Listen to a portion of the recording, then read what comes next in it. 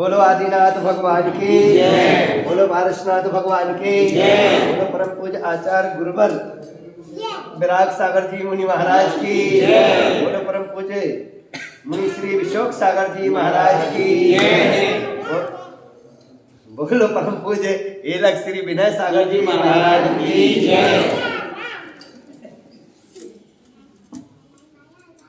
महानुभाव, पूज्य गुरुदेव ने आज सुबह कहा था कि व्यक्ति सर्वप्रथम क्या करना चाहिए, तो व्यक्ति को धर्म पुरुषार्थ करना, बातें नहीं करने का किसी को भी, तो धर्म पुरुषार्थ करना चाहिए। कल शाम को नहीं मिलेंगे हम, चिंता नहीं करो, आज झेल लो। कल हम इस शाम शांतिनाथ भगवान के चरणों में होंगे और आज शाम शांतिनाथ, कल 3 के चरणों में होंगे, शांतिनाथ, कुंजनाथ और रैनाथ। तो धर्म पुरुषार्थ करने से व्यक्ति के क्या होता है, भक्ति से भुक्ति और भुक्ति से क्या मिलती है, क्या मिलती है, हाँ मुक्ति। तुम्हारा नाम मुक्ति तो नहीं है?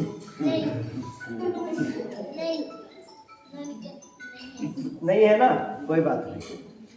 तो आप ध्यान दो, जिस भक्ति से मुक्ति मिलती है उस पुरुषार्थ को व्यक्ति को अपने जीवन में करना चाहिए। यदि पुरुषार्थ नहीं करता है तो उस व्यक्ति को हमें क्या है, कोई भी व्यक्ति चाहता और बिना पुरुषार्थ किए बिना कुछ प्राप्त होता नहीं है। आज बड़ा टनाटन, आज बिल्कुल माहौल बिल्कुल गर्मा गर्म है।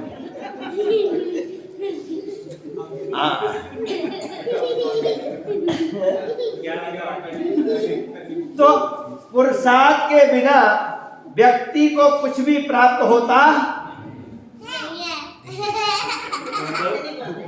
और जब कोई व्यक्ति पुरुषार्थ करता है, धर्म पुरुषार्थ से आपको क्या क्या मिलता है, आपको भक्ति करने से, धर्म पुरुषार्थ करने से एक तो भुक्ति मिलती है और दूसरी मुक्ति।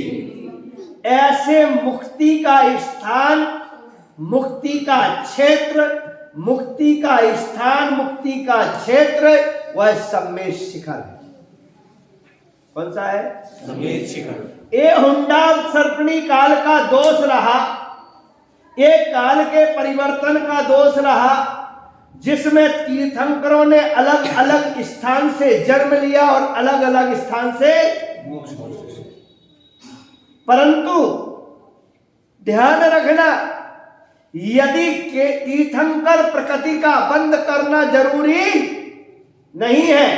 यदि कोई व्यक्ति तीर्थंकर प्रकृति का बंद नहीं कर सकता है, तब भी जैन सिद्धांत में परमात्मा बन सकता है। उस परमात्मा बनने के लिए आपको मात्र आत्म पुरुषार्थ करना होगा। बाहुबली को देख लो, भरत को देख लो, इनने कोई तीर्थंकर प्रकृति का बंद नहीं किया। और कीर्ति को देख लो, कोई तीर्थंकर प्रकृति का बंद, परंतु उन्होंने क्या किया, मुक्ति को प्राप्त कर लिया। सामान्य केवली बन गए। मुक्ति को प्राप्त करने के लिए सम्मेद शिखर की आवश्यकता है। जन्म लेने के लिए आपको किसी भी स्थान से ले सकते हैं, परंतु अपनी आत्मा को यदि परमात्मा बनाना है तो जितने कण कण सम्मेद शिखर का पावन है, उतना कहीं का कोई भी पावन नहीं है। और हम चलते हैं पूज्य गुरुदेव के चरणों में, जिन्होंने सम्मेद शिखर पर तो अपनी हमें क्या है कि समाधि नहीं कर सकेंगे, परंतु आपको हमें सोनीपत के पास में राय तहसील के अंतर्गत आपको सावरपुर में आपको हमें सम्मेद शिखर का नजारा दिखेगा। वहां भव्य दर्शन होंगे, आपकी आत्मा पवित्र होगी, पावन होगी। ऐसी पावन आत्मा को परमात्मा बनाने के लिए पूज्य गुरुदेव के चरणों में कि आपके अंतरंग में कोई शंका ना रहे, इसलिए पहली जिज्ञासा रूबी जैन सोनीपत की है कि सामान्य केवली की वाणी खिड़ती है या नहीं, यदि खिड़ती है तो क्या उनके भी गणधर होते हैं? नमस्ते गुरुदेव।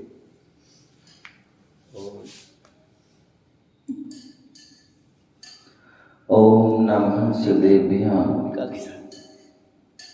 ओम नमः शिवेभ्यः।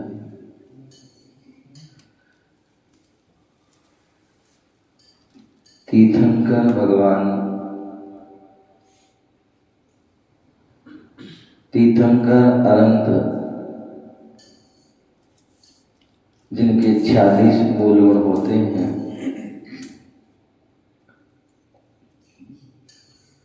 जिनको केवल ज्ञान प्राप्त होते ही 5000 धनुष ऊपर उड़ जाते हैं, समोषण की रचना होती है, जहाँ पर 12 सवाएं लगती हैं और वहीं उसी समोषण में अनेक मुनिराज केवली जन वहाँ बैठते हैं और तीर्थंकर अरहंत की जो है दिव्य ध्वनि वहाँ पर खिलती है। तीर्थंकर के अभाव में केवली जो होते हैं, उन केवलियों की जो है दिव्य ध्वनि, उनका उपदेश होता है और वह उपदेश उनकी जो है गंध कुटी लगती है। और गंध कुटी एक सामान्य जो है जैसी सभा होती है वैसी होती है, जैसे तीर्थंकर की सभा होती है वैसी वह नहीं होती है, क्योंकि वो तीर्थंकर का विशेष पुण्य है, तीर्थंकर प्रकृति का उदय है, इससे वह समोषण की विशेष व्यवस्था होती है और वहाँ केवली गणधर आदि होते हैं। लेकिन ऐसा केवलियों की जो है जब उपदेश होती है, ऐसा वहाँ कोई विधान नहीं है कि वहाँ जो है कोई गणधर हो ना हो, ऐसा वहाँ पर होने का कोई विधान नहीं है। तीर्थंकर का तो होता है कि बिना गणधर आदि के दिव्यध्वनि नहीं खिलती है, लेकिन केवली की तो सामान की कहीं भी किसी भी स्थान पर जो है भव्य जीवों के उपदेश से खिल जाती है। ऐसा हमें उसको जानना चाहिए। नमस्ते गुरुदेव। ये सोनी जैन इटावा की शंका है, क्या तीर्थंकर भगवान की दिव्य ध्वनि नियमित समय पर ही खिलती है? ओम नमः शिवाय। कहते हैं त्रिलोकवर्णति, त्रिलोकसार आदि ग्रंथों में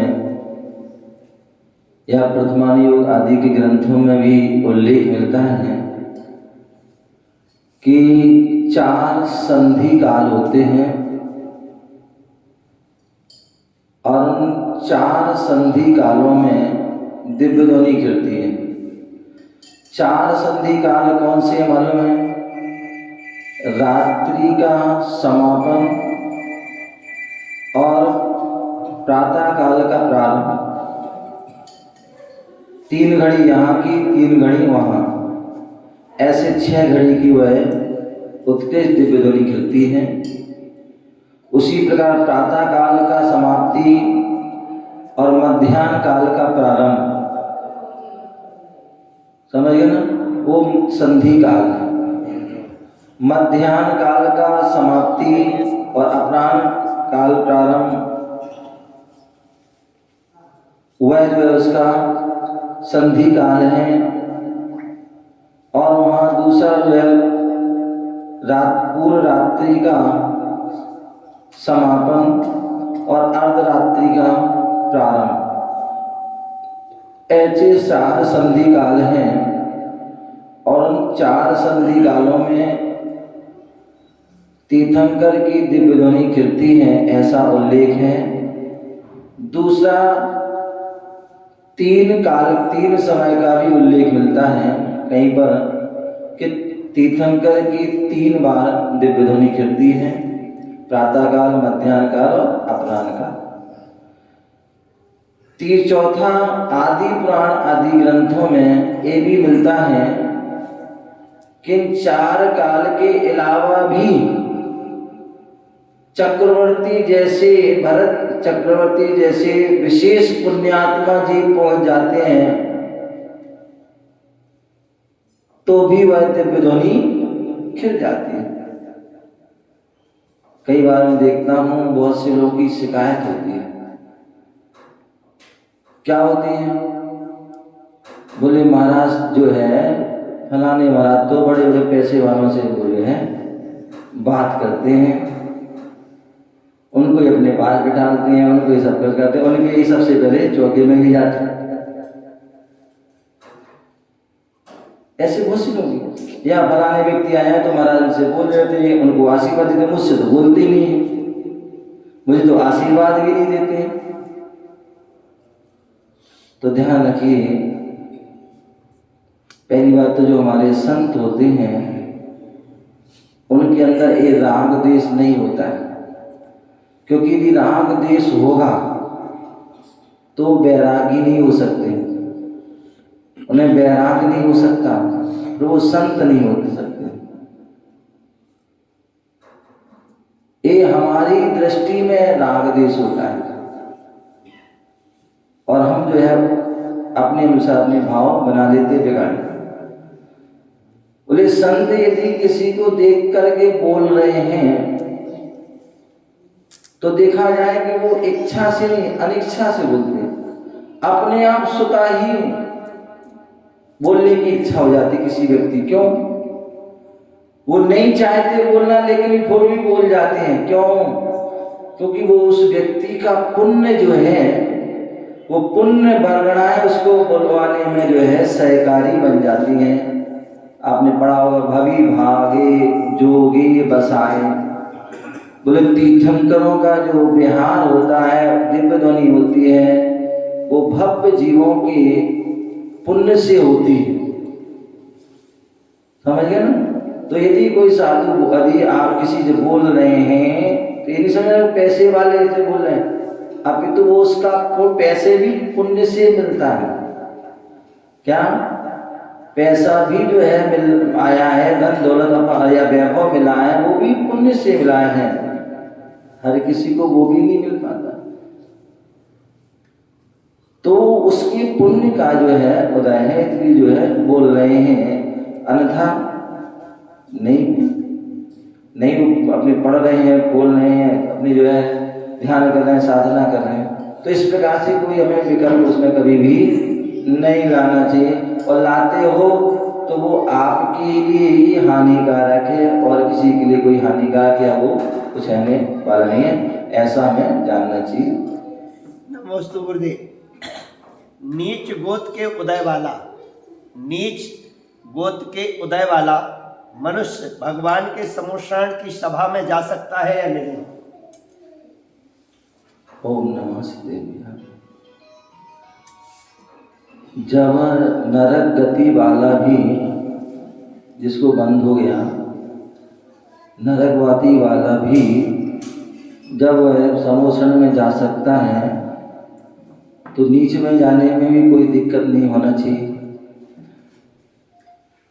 नीच गति में आदि जाने में भी, क्योंकि हो कब व्यक्ति का कुछ नहीं पता, कब व्यक्ति के परिणाम बदल जाएं, क्योंकि हमारे अपकर्षण और उत्कर्षण आदि जो है, सारा संक्रमण आदि सारी विधि हमारे कर्मों की हैं कि जो है जहाँ पर कर्म बंध भी जाते हैं, तीव्र उस स्थिति से जो है मध्यम स्थिति तक आ जाते हैं, तो ऐसी जो मध्यम स्थिति से उत्कृष्ट स्थिति तक भी पहुंच सकते हैं।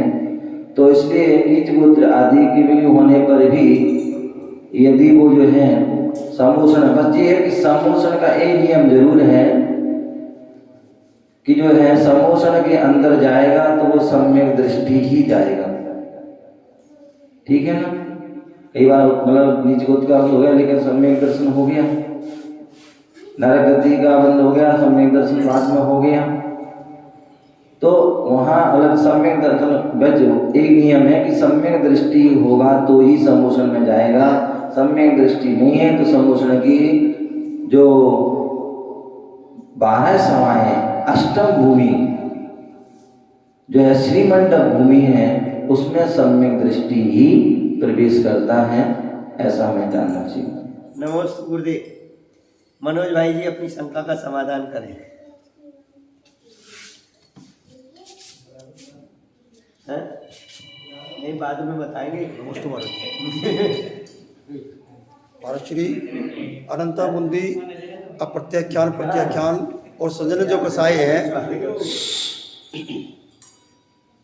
श्री अनंत बुंदी अप्रत्याख्यान प्रत्याख्यान और जो संजन कसाय है, क्या ये जो अनंत बुंदी कसाय संजन कसाय में भी आ जाती है? तीर कसाय के उदय में अगर संजन में तीर कसाय का उदय आ जाए तो क्या अनंत बुंदी बन जाएगी वो? ओम नमः शिवाय। हाँ, आपको पता होना चाहिए कि जो मुनिराज हैं और छठम सप्तम गुणस्थान वर्ती मुनिराज हैं और उनकी तीव्र कसाय का उदय हो सकता है, और कसाय के उदय में जो यदि नहीं संभले, वो संभल गए तो छठवां सातवां चलता रहेगा, और नहीं संभले तो वह पांचवें चौथे और दूसरे और पहले तक भी आ सकते हैं। इसके ऊपर भी यदि 7वें 8वें यहाँ तक कि 11वें गुणस्थान तक उपशांत मोहे 11वां गुणस्थान है जहाँ पर हमने कसायों को दबाया है, अभी नष्ट नहीं किया है, तो ऐसे वह 11वें गुणस्थान में उपशांत मोह गुणस्थान में जहाँ पर हमने कसाय उपशांत किए, शांत किए, भी नष्ट नहीं किए, और उसका वहाँ गुणस्थान का समय जो है वो अंतर मुहूर्त है। या तो अंतर मुहूर्त में पूर्ण होने पर आप नीचे गिरोगे या वहां पर आपकी मृत्यु हो जाएगी, या तो आयु क्षय होगा या फिर आपका जो है भव क्षय हो जाएगा। यदि आयु क्षय हो गई आपकी तो आप जो है देव आदि गति में पहुंच जाएंगे, और यदि वहां आपका जो है समय जो काल क्षय हो गया तो आप नीचे आ जाए, मतलब जो है कसाय आदि का तीव्रता हो गया और आप नीचे आएंगे, और हो सकता है आप 10वें गुणस्थान में आए, फिर समझेंगे तो फिर ऊपर पहुंच सकते हैं, नहीं समझे तो 9वें 8वें 7वें 6वें 5वें चौथे दूसरा और पहला तक भी आप आ सकते हैं। तो अपने उदाहरण पढ़ते हैं अनंतानुबंधी जो आदि का जो है द्विपायन मुनि मुनिराज का जो तीव्र कसाय का जो है उदय हुआ, और वहाँ जो है उनकी उसी 2 उल्लेख मिलते हैं कि उसी समय उनका जो है मृत्यु हो जाती है और वो अग्नि काय के देव होते हैं। दूसरा उल्लेख मिलता है कि वहाँ मुनि अवस्था में जो है उनको जो है अशुद्ध तेजस पुत्रा निकलता है और वह द्वारका नगरी को जलाता है और वहाँ से वापस आता है और द्विपायन मुनि को भी जला देता है। तो ऐसे दोनों उल्लेख हमारे शास्त्रों में मिलते हैं। तो इसलिए कसाय जो है यदि क्षय नहीं है तो कभी भी वह उदय में आ सकती है। और यदि हमने जब चतुर्थ गुणस्थान में छायक सम्यक दर्शन प्राप्त किया तो वहाँ हमने क्या कर दिया, जो वहाँ 7 प्रगतियों का हमने क्षय कर दिया, 4 अनंतानुबंधी और 3 जो है दर्शन मोहिनी की, 4 चारित्र मोहिनी की, ऐसी 7 प्रगतियों का क्रोध अनंतानंदी, क्रोध माया लोभ, मिथ्या सम्यक प्रगति, इस 7 प्रगतियों का क्षय होने सम्यक दर्शन, छायक सम्यक दर्शन होता है। और एक बार छायक सम्यक दर्शन हो गया फिर जो है अनंतानुबंधी का उदय होने वाला नहीं है, उपशम और क्षय उपशम में हो सकता है। नमोस्तु गुरुदेव। एक बार किसी ने पूछा, अब वो नहीं सुनाते हैं, वैसे हंसने की बात है, और निवेदन करते हैं कि आज बड़ा पुण्य का उदय है, यह कि दूसरी बार कोई प्रश्न पूछने की इच्छा कर रहा है तो शशि जैन से निवेदन करता हूं कि अपनी जिज्ञासा का समाधान करें।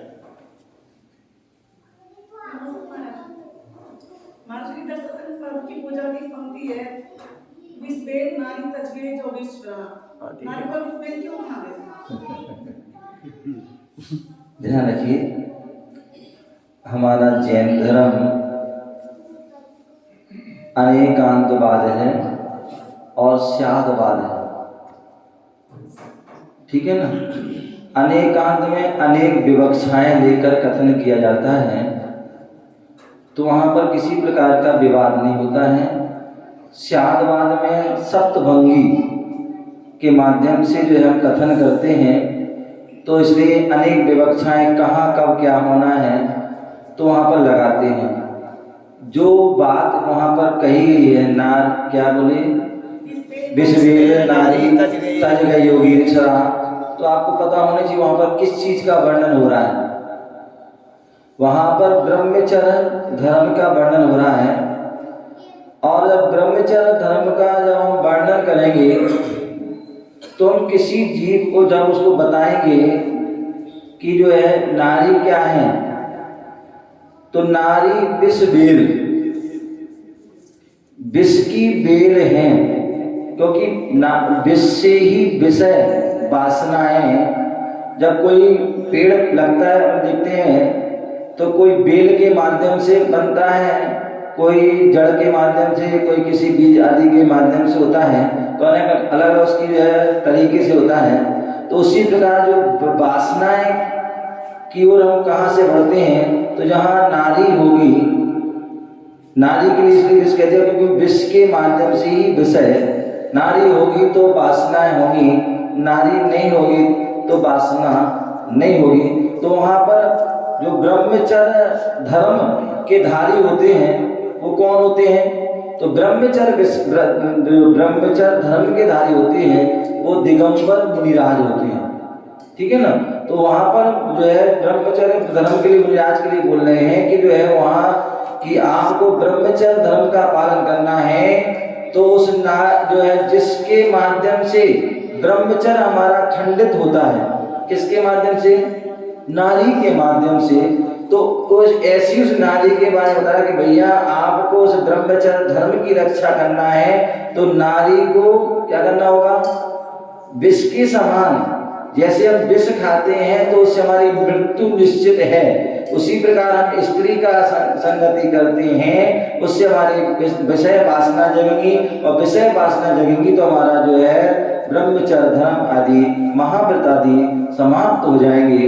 तो इसलिए वहाँ पर उन्होंने अपेक्षा से उस नारी को क्या कहा है, विषबील कहा है।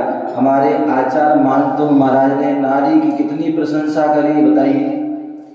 स्त्रीणाम सतानि सतसो जनयन्ति पुत्रा नान्या सुतम तदनम जनी प्रसूता। कितनी अच्छी बात वहाँ पर आचार्य मानतु महाराज कह रहे हैं कि स्त्री नाम सतानी, बोले स्त्री जो है कितनी जो है भाग्य, मतलब जो अनेक अनेक स्त्रियां होती हैं, अनेक अनेक स्त्रियां होती हैं, लेकिन जो है अनेक अनेक पुत्रों को जन्म देती हैं। लेकिन हे मां तुम धन्य हो, तुम महाभाग्यशाली हो कि तुमने तीर्थंकर जैसे महापुत्र को जन्म दिया है। तो वहां पर हमने जो है प्रशंसा भी की, बोले नारी ना निंदा मत करो, नारी नर की खान और नारी से उपजे हैं महावीर। तो इसलिए अपेक्षा से वहां पर जब ब्रह्मचर्य का व्रत का पालन के लिए कहा है तो वहाँ नारी को विष कहा है, और बाकी अन्य स्थानों पर उनकी प्रशंसा भी की है तो अपेक्षा से हमें दोनों ही उसको समझना चाहिए। बराबर के महाराज जी। चलिए ओम नमः सिद्धि।